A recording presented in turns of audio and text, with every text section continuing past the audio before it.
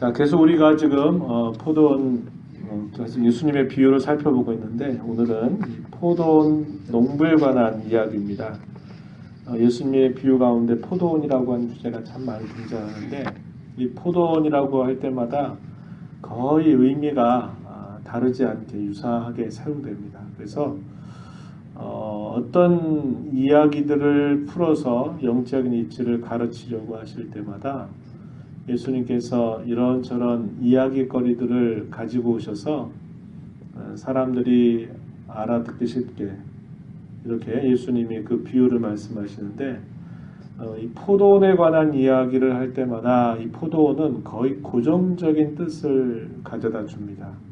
이것은 넓게는 이스라엘 나라를 의미하기도 하고 구약 교회를 의미하기도 하고 또 혹은 천국을 의미하기도 하고 그래서 여러 그 의미들이 이렇게 비슷한 의미들을 쓰지만 거의 그 의미상의 뜻은 큰 변화가 없이 늘 이런 개념으로 사용합니다. 그래서 아주 고정적인 어떤 의미를 담는 그 표현이 바로 이 포도원이라고 하는 건데 역시 우리가 읽은 이 비유의 내용 속에서도 이 포도원에 관해서 생각할 때 거의 동일한 그런 개념으로 이 포도원이 사용되고 있다는 겁니다. 자, 오늘 등장하는 이 포도원 이야기는 어떤 가운데 주어진 이야기냐?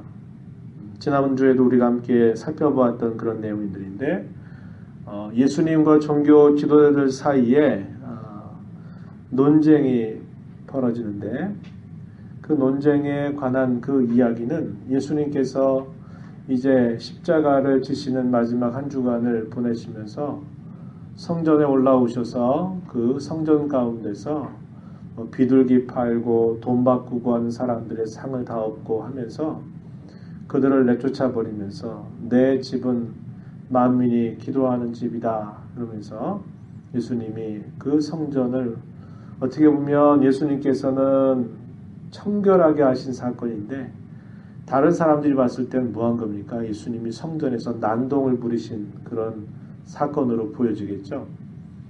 그러한 일을 하셨습니다. 그리고 그 다음날 예수님께서 베단이라고 하는 지역에 가까이 가셔서 하룻밤을 묵으시더니 다시 성전에 올라와서 뭐 하시냐면 성전에서 율법을 가르치시는 겁니다. 자, 그 전날 그리고 그날 있는 일들을 다 알고 있겠죠. 이 종교자들, 지도자들이 이 사실을 보고는 예수님에게 찾아와 가지고 도대체 당신이 무슨 권위로 이렇게 하느냐라고 말하는 겁니다. 가까이는 당신이 무슨 권위로 율법을 가르치느냐? 누가 허락했느냐? 율법의 교사도 아니고 스승도 아닌 당신이 도대체 무슨 권위로 율법 이 성전에서 가르치느냐 하는 말이고 또 하나는 그 전날 밤에 이 성전에서 난동을 부린 그 사건에 관해서 도대체 당신이 무슨 권위로 이런 일을 하느냐라고 하는 것을 묻는 그런 물음입니다. 그러자 예수님께서 어떻게 하셨어요? 나도 한 가지 너희들에게 묻겠다. 만약에 너희가 내가 묻는 이 질문에 대하여 답변을 한다면 나도 내가 무슨 권위로 이렇게 하는지 답변할 것이다. 그러면서 예수님이 물으시기를 요한의 세례가 하늘로부터 온 거냐 사람으로부터 온 거냐라고 이렇게 묻습니다. 대단히 어려운 질문을 했어요. 이렇게도 저렇게도 답변하기 어려운 질문을 예수님이 하신 겁니다.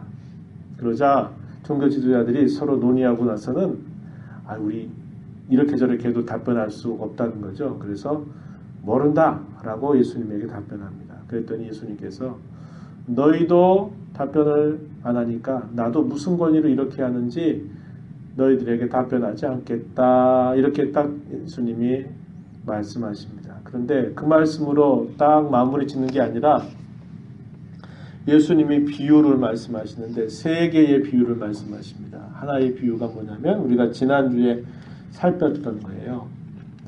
자, 포도원에 가서 일해라 그랬더니 큰아들의 대답과 행동, 둘째 아들의 대답과 행동을 예수님이 이야기하면서 예수님이 그 종교 지도자들의 잘못을 분명히 지적하시는 겁니다. 너희들은 하나님 나라에 멀고 오히려 세리와 창기들이 하나님 나라에 가깝다. 이런 말씀을 하시면서 예수님이 마지막 절에 뭐라고 말씀하셨냐면 마태복음 21장 32절에서 이렇게 표현했어요. 요한이 의의 도로 의로움에 이르는 길 의의 도로 너희에게 왔거늘 너희는 그를 믿지 아니하였으되 세리와 청년은 믿었고 너희는 이것을 보고도 끝내 뉘우쳐 믿지 아니했다. 이렇게 말하는 겁니다. 자, 세례 요한은 잘 아는 것처럼 모든 일반 백성들이 그는 하나님께서 보내신 선지자다. 분명히 누구나 다 의심하지 않고 믿었다는 거죠. 그런데 이 종교 지도자들은 그 사람을 인정하지 않았다는 거예요. 세례자 요한이 와서 한 일이 뭐냐? 의의 도를 가르쳤다. 어떻게 하여야 의로움을 얻는가에 대해서 가르쳤다. 그것은 율법을 지킴을 통해서 얻어지는 의로움이 아니고 그 의로움은 회개와 믿음을 통해서 얻는 것이다 라는 것을 세례 요한이 가르쳤다는 거죠. 그래서 그를 믿지 않았다. 그런 겁니다. 요한의 권위를 그는 무시했다는 것은 그를 보내신 하나님의 권위를 무시했다는 말이고 세례자 요한이 가르쳤던 그 말씀을 이어서 예수님께서 이 땅에 오셔서 동일하게 그 말씀을 전하시고 그렇게 행하셨는데 이 세례자 요한을 믿지 아니했다라는 것을 말하면서 그들이 아주 그릇되고 잘못된 길에 서 있다라는 것을 예수님이 말씀하신 겁니다. 그리고 자 이제 두 번째 비유의 내용이 오늘 우리가 읽은 본문의 내용이고 마지막 세 번째 비유가 22장에서 등장하는 혼인잔치에 관한 비유 이렇게 세 가지 비유로 쭉 말씀을 연이어서 계속 누구한테 먼저 들려줄까요? 종교 지도자들. 그 곁엔 또 누가 있었을까요? 예수님의 제자들이 있었겠죠. 예수님의 제자들은 항상 주님 곁에 있었기 때문에 하지만 이 비유를 통해서 예수님 말씀하시고자 하는 직접적인 대상은 종교 지도자들이다 하는 겁니다. 예수님은 내가 도대체 무슨 권위로 너희에게 이렇게 하는지를 직접적으로 답변을 하지 않지만 이 비유를 통해서 간접적으로 그 답변을 그들에게 말씀하시고 계세요. 자, 오늘 우리가 읽은 이 본문에 있어서도 중요한 핵심적인 질문은 우리가 지난주에도 살펴봤던 것과 같이 과연 누가 하나님 나라의 진정한 백성이냐 하는 것에 대한 물음으로 이 비유의 핵심적인 질문을 던져보고 생각해 볼 수 있겠어요. 자, 비유의 내용은 이런 내용입니다. 자, 어느 집주인이 포도원을 만들어요. 자, 그것을 산 울타리로 두르고 이 포도즙을 짜는 틀을 만들고 그리고 망대를 높게 세워서 이 포도원을 이 주인이 잘 꾸려가려고 노력을 하는 겁니다.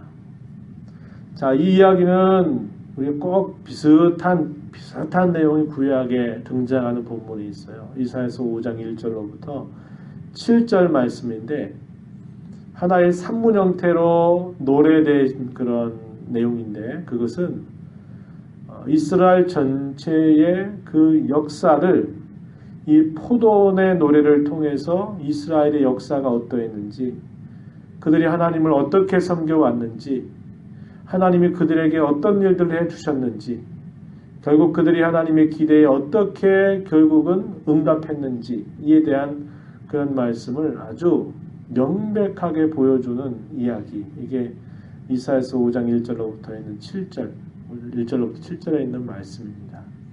여러분 꼭 한번 읽어보세요. 오늘 본문 내용하고 아주 흡사합니다. 그 내용이에요.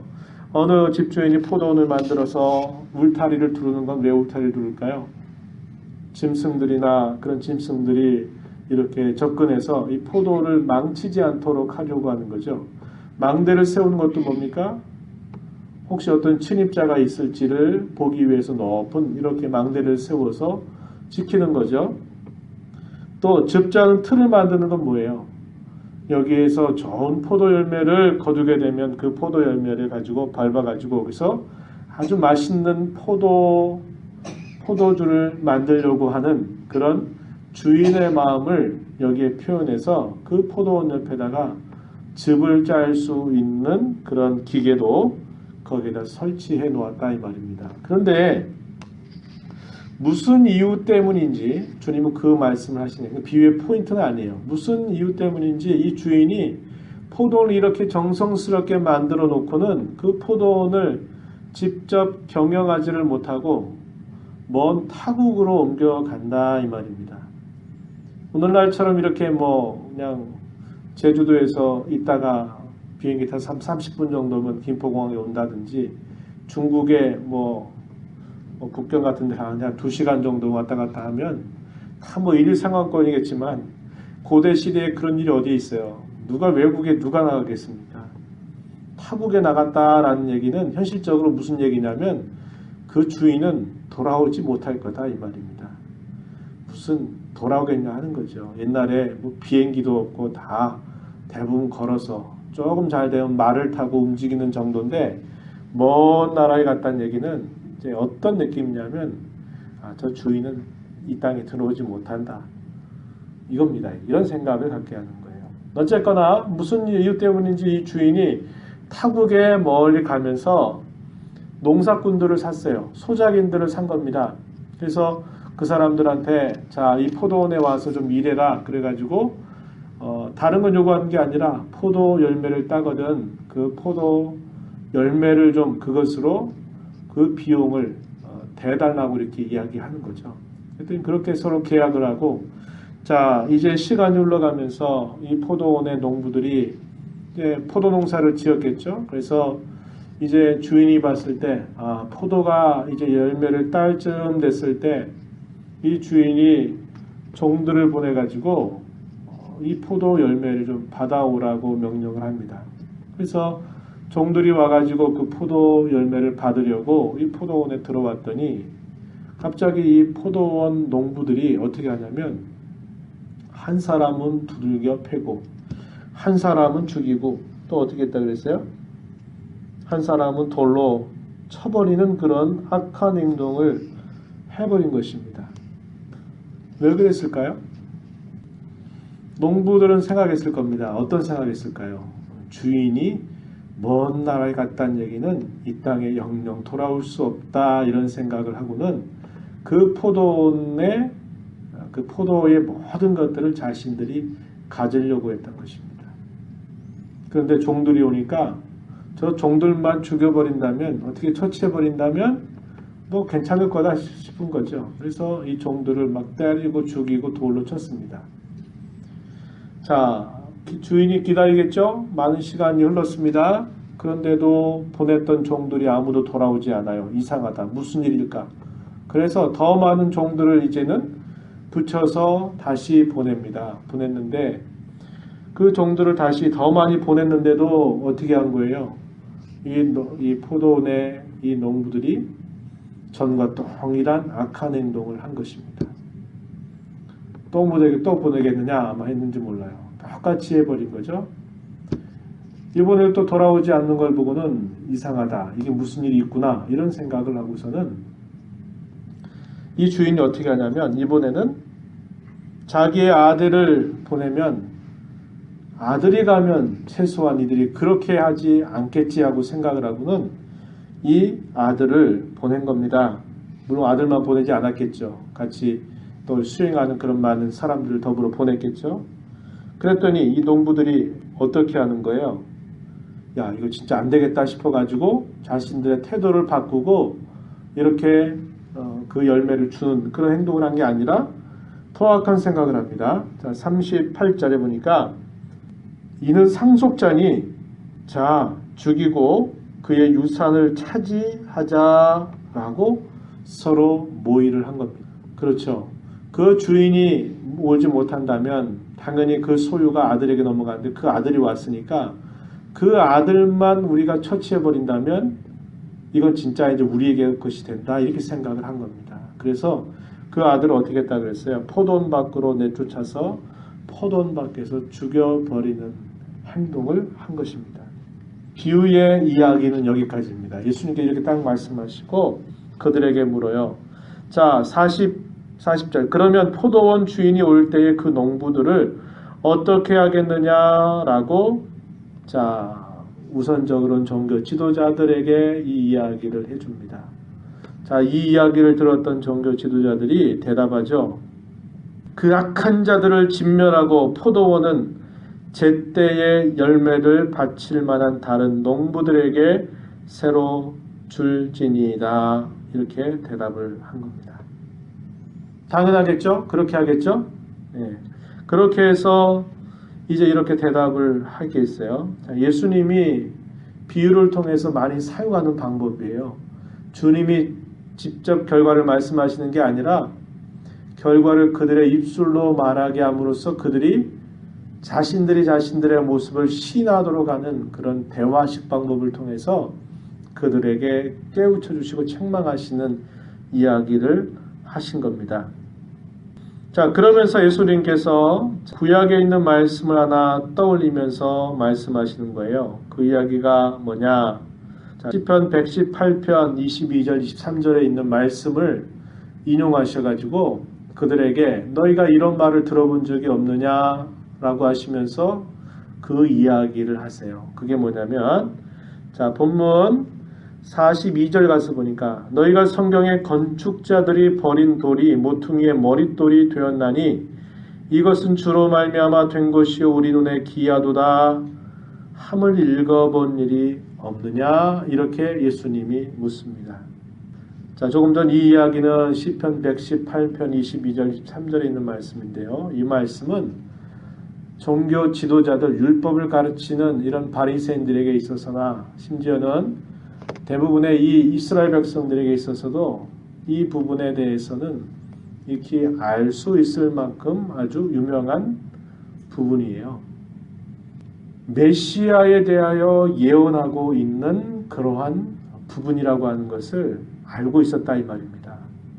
왜냐하면 이 시편 118편 22절 3절 다음에 나오는 구절, 예를 들면 25절 26절에 보면 이런 말씀이 나오거든요. 여호와여 구하옵나니 이제 구원하소서, 이제 구원하소서. 히브리어로 뭐라 그러냐면 호시아나, 호시아나. 많이 들어본 것 같지 않아요? 호시아나 무슨 말입니까? 호산나 이 말이죠. 호산나 이 말이죠. 호산나. 히브리어로 호시아나 이렇게 말하거든요. 여호와여 우리가 구하옵나니 이제 형통하게 하소서. 여호와의 이름으로 오는 자가 복이 있으며 우리가 여호와의 집에서 너희를 축복하였도다. 이런 말씀이 주어집니다. 자, 호시아나 이 말이죠. 언제 이 말을 했을까요? 예수님께서 며칠 전, 그렇죠? 이틀 전 예수님께서 나귀 새끼를 타고 예루살렘으로 입성하실 때 그 많은 무리들이 뭐 했어요? 자기들이 입고 있는 겉옷을 벗어서 예수님이 가는 그 길에 깔고 종려나무 가지를 꺾어서 흔들면서 호산나 호산나 우리를 구원하소서 이렇게 말하면서 주의 이름으로 오시는 이여 호산나 가장 높은 곳에서 호산나 하더라 그랬죠. 무리들이 환호했다 이 말이에요. 이게 뭐예요?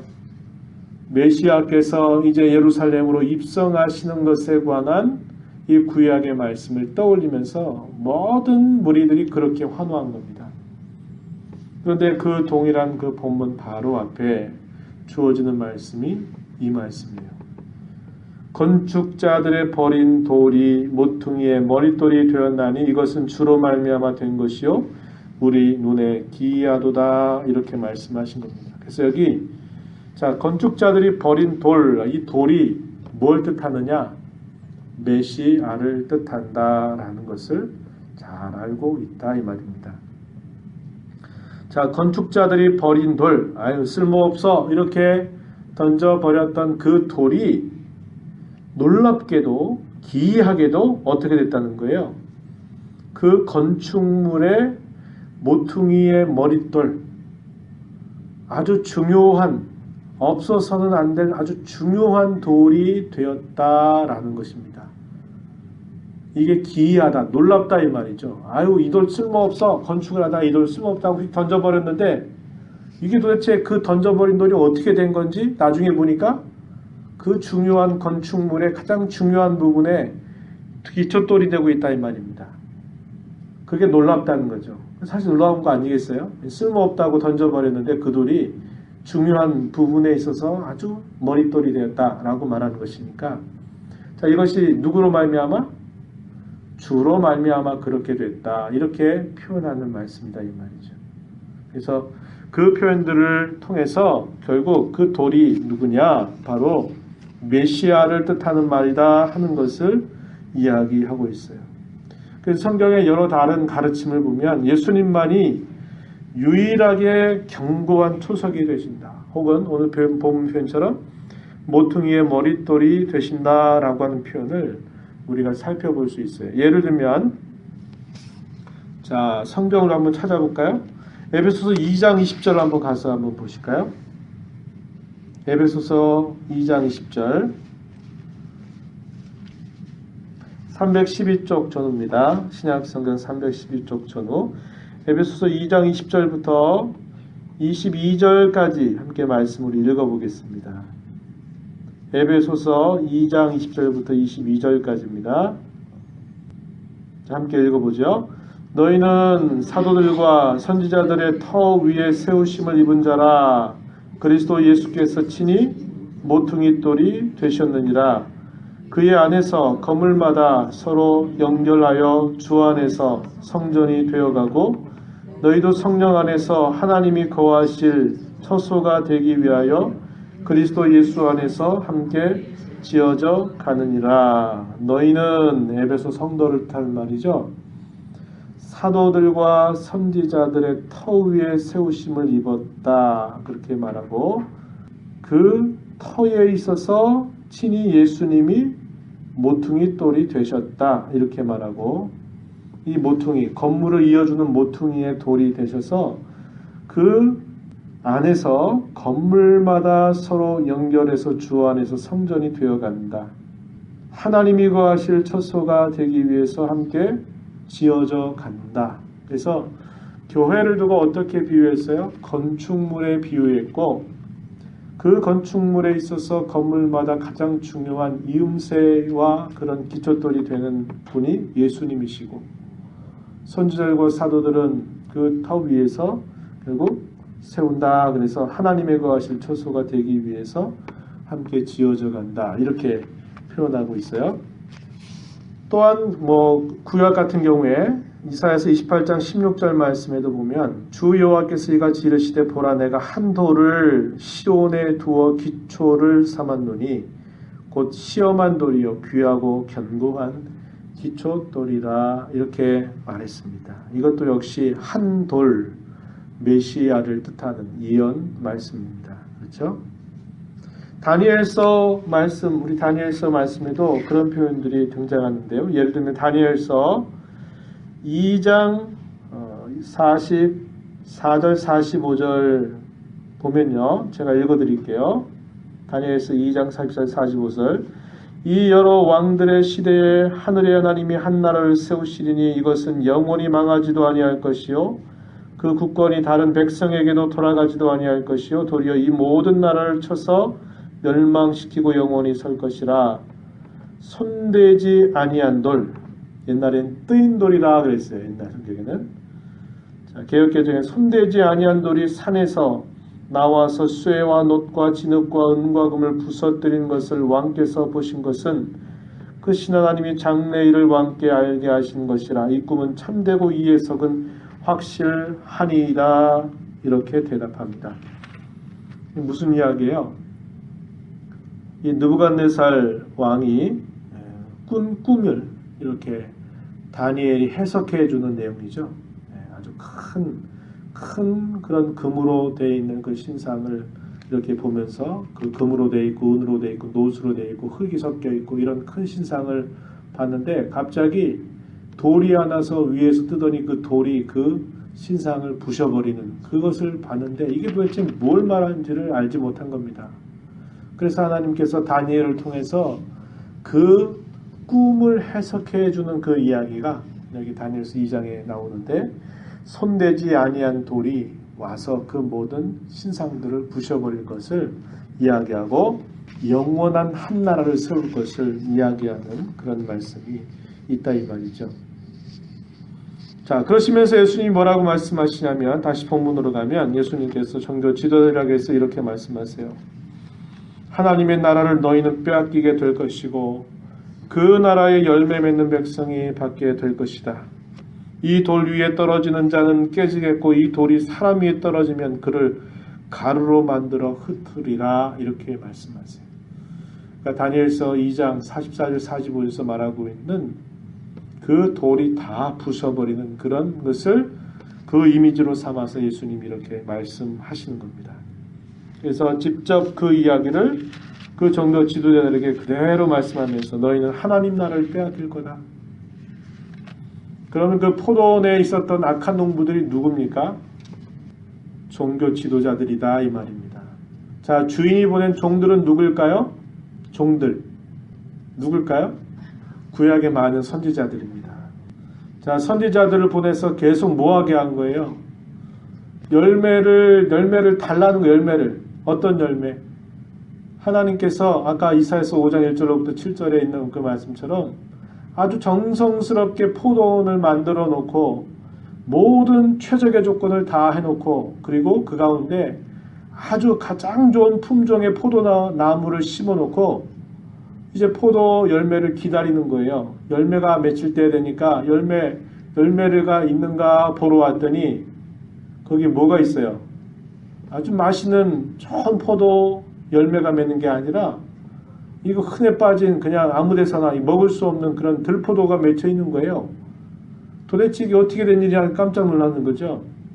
그 이야기랍니다. 그 이야기를 여기서 말하는 거예요. 그래서 이 열매를 맺도록 이 열매를 얻도록 하나님이 보내시는 이 종들이 구약의 수많은 선지자들이었다는 거예요. 근데 이 선지자들을 보냈는데 어떻게 해요? 아까 때려버리고 죽이기도 하고 또 돌로 치기도 하고 했다 이 말이죠. 구약의 선지자들 예를 들면 뭐 예레미야 선지자 같은 경우는 구덩이에 빠져가지고 그죠? 혼자 헤어나올 수 없는 그런 구덩이에 빠지기도 하고 감옥에 갇히기도 하고 뭐 매를 맞는 것들은 뭐 얼마나 많이 또 그랬습니까? 스가랴라고 하는 선지자는 성전에서 죽임을 당했어요. 성전에서 죽임을 당했어요. 누구에 의해서? 이스라엘 백성들에 의해서. 선지자들이 뭐하라 그랬어요? 열매 맺으라는 거 아닙니까? 그죠? 하나님이 우리에게 열매를 기다리신다. 하나님이 우리에게 이것을 원하신다. 이런 이야기들을 하고 돌이킬 것을 이야기하고 회복될 것을 이야기하고 다 얘기하는데 이스라엘 백성들이 그의 말을 듣지 않고 죽여버리고 박해하고 그들을 거역하고 하는 일들을 끊임없이 했던 것을 이 비유에 빗대어서 말씀하신 거고 그 선상에서 연속적인 선상에서 누가 지금 서 있다는 거예요. 그런 박해자들이 누구라는 거예요? 너희들이다 이 말입니다. 그러면 주인이 보낸 아들은 누굴까요? 그렇죠. 예수님 자신입니다. 그래서 여기 아까 처음에 논쟁됐던 그 이야기 중에 예수님이 말씀하셨잖아요. 도대체 무슨 권위로 이렇게 하느냐라고 했을 때 주님이 이 비유를 통해서 말씀하시는 거예요. 내가 하나님의 아들의 권위로서 이렇게 한 것이다. 이렇게 간접적으로 그들에게 답변을 하고 계시는 것이다 하는 겁니다. 그랬더니 이 말을 듣고서는 어떻게 됐어요? 자식이 자신들을 하는 이야기인 줄을 알아들었다 이랬습니다. 그래서 심정 같아서는 잡아 죽이고 싶은데 어떻게 했다고요? 그렇게 하지 못했다 이렇게 말하는 거예요. 무리들을 무서워해가지고 그 예수님을 어떻게 하지 못하고 그냥 두었다 이렇게 지금 표현하고 있는 겁니다. 그렇죠? 자, 우리가 이 비유의 내용들을 살펴보면서 적용을 좀 해보고 마무리를 좀 지으려고 합니다. 자, 과연 무엇에 관심을 가져야 될 것인가 하는 생각이에요. 포도원 주인이 자기가 경영할 여건이 안 돼서 먼 타국에 가면서 종들에게 포도원을 잘 맡겨준 거예요. 새를 준 거죠. 그 새로 내놓으라고 한 게 뭐였어요? 포도 열매 내놓으라고 한 것이거든요. 그러니까 그들이 할 일은 뭐예요? 열심히 포도 농사 잘해서 그 포도 열매 잘 맺어서 때가 됐을 때 그 열매 드리면 되는 겁니다. 그죠? 다른 거 요구한 거 아니잖아요. 열매 잘해서 없는 거 만들어내라고 하는 것도 아니고 그대로 주어진 여건에서 성실하게 자신들의 일을 하면 당연히 맺어지게 될 그 열매의 일부를 달라는 거예요. 일부. 다 달라는 게 아니라 먹고 살 것 보장해 주면서 자, 그 새로 그 열매를 내놓으라고 주인이 계약을 하고 떠났고 그것에 의해서 고용됐는데 이 사람들이 어디에 관심이 있어요? 포도 농사에 관심이 없어요. 야, 주인이 아까 이야기했죠. 주인이 먼 나라 갔다? 고대 사회에서 먼 나라 갔다? 어떤 생각이라고요? 저 주인은 다시 돌아오지 못한다. 저 사람은 영영이 돌아올 수 없어. 이렇게 생각하고 뭐처럼? 자기들 것처럼 생각하고 소위 주인 행세를 했다 이 말이에요. 그런데 오늘 갑자기 종들이 오니까 깜짝 놀랐겠죠. 이게 무슨 일이야? 그랬더니 당신은 어디서 왔어요? 그랬더니 주인이 보내서 포도 열매 받아오라고 해서 왔어요. 이러니까 이 사람들의 기분이 확 상한 겁니다. 그래가지고 뭐 했어요? 그들 잡아가지고 죽이고 돌로 치고 때려버렸다 이 말이죠. 관심이 어디에 있었습니까? 열매에 있는 게 아니라 자기들 거 만들려고, 주인 행세하려고 그런 거에 관심이 있었다 이 말이죠. 지금 종교 지도자들이 그렇다 이 말입니다. 하나님께서 그들로 하여금 그들의 이스라엘의 구역의 구약의 율법을 가르치고 공부할 수 있는 기회를 주고 이런 모든 기회들을 다 주었는데 이들이 하는 짓이 뭐예요? 이 백성들을 잘 인도해서 그들이 하나님을 잘 섬기는 백성이 되게 해야 되는데 거기에는 안중에는 없고 뭐 하는 거예요? 그 백성들의 진을 빨아먹으면서 자신들의 배를 채우고 자기들은 모든 칭찬과 존귀와 영광을 얻으면서 자신들이 주어진 본래의 생각들은 아무런 관심이 없고 그런 종교 지도자들이 지금 그런 모습에 있는 것을 그대로 이야기하는 거다 이 말이죠.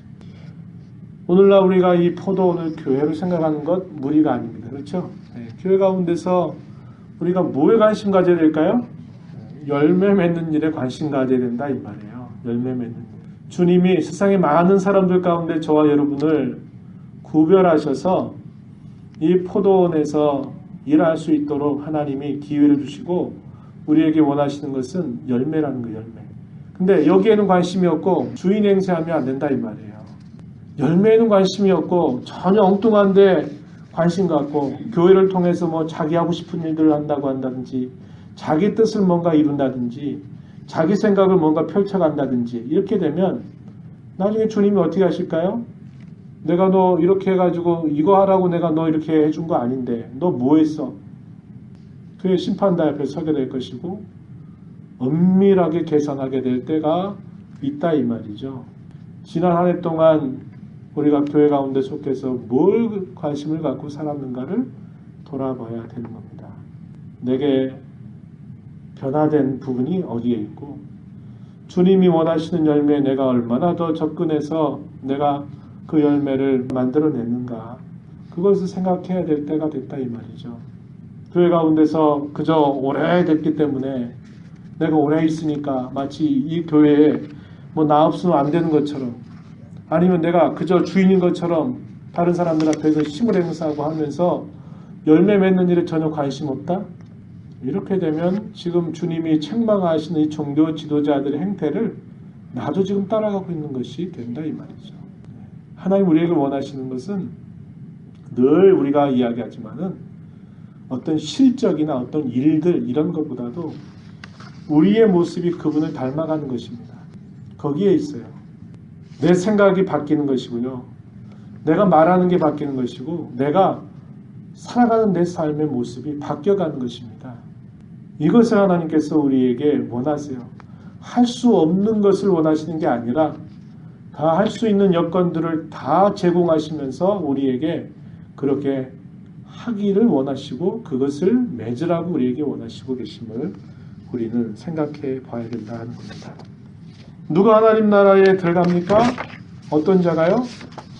예수님 말씀하셨죠. 너희들은 하나님의 나라를 빼앗길 것이고 열매 맺는 백성이 그 나라에 들어간다. 이렇게 예수님께서 말씀하셨어요. 그래서 한편으로는 자신들이 혈통적으로 아브라함의 자손이고 그들이 구약의 순수한 유대인들이고 이런 것이 그들에게 아무런 구원과 아무런 상관이 없고 포도원에 아무런 상관이 없다 이 말이에요. 하나님께서 원하시는 새로운 백성들로 이 천국이 채워질 것을 이야기하는 거죠. 어떤 자들, 유대인 이방인의 장벽이 아니고 부한 사람 가난한 사람도 아니고 남자와 여자의 구별도 아니고 지식자와 무식자의 구별도 아니고 돈 많고 적은 사람의 문제도 아니고 온전하고 또 온전치 못한 사람 구분도 아니고 오직 뭐냐? 열매 맺는 것에 있다 이 말이에요. 그런 자들이 그 천국을 차지하게 될 것을 예수님이 말씀해 주신 거예요. 만약에 우리가 할 수 없는 것들을 하면서 요구한다면 안 되겠죠. 못하는 걸 하라고 하시면서 하신 거 아니에요. 주님은 빈부, 귀천, 남녀노소 다 그거 따지지 않고 우리에게 할 것, 할 수 있는 것 주시면서 열매 맺어 갈 것을 우리에게 요구하시고 계심을 우리는 기억하고 교회 가운데서 내가 주인의식을 갖는 것은 좋아요. 가져야 됩니다. 그렇죠? 아유, 내 거 아니야가 아니라 내 것처럼 소중하게 여기고 귀하게 여기는 마음은 좋지만 주인 행세하려고 하는 것은 안 된다 이 말이에요. 열매 맺도록 해야 된다 이 말이죠. 이 사실들을 기억하면서 한 해를 잘 마무리하고 우리의 잘못된 부분들을 새롭게 해서 또 새로운 한 해를 결심할 수 있는 우리 모두가 되기를 진심으로 바랍니다.